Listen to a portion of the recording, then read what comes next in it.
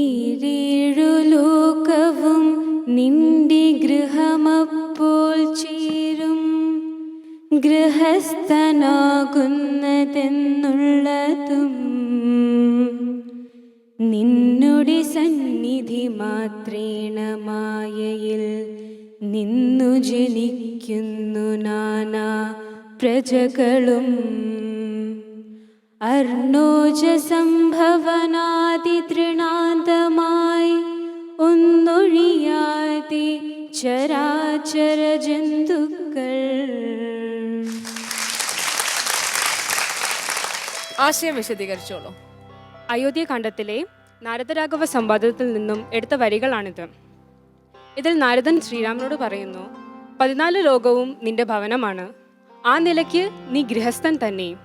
നിന്റെ സന്നിധി മാത്രം കൊണ്ട് മായയിൽ നിന്നും സകല ജീവരാശികളും ജനിക്കുന്നു. ബ്രഹ്മദേവൻ മുതൽ പുൽക്കൊടി വരെ സകല ജീവരാശികളും നിന്റെ സന്താനങ്ങളാകിയാൽ നീ സംസാരി എന്ന് പറഞ്ഞതും ശരിയാണ്.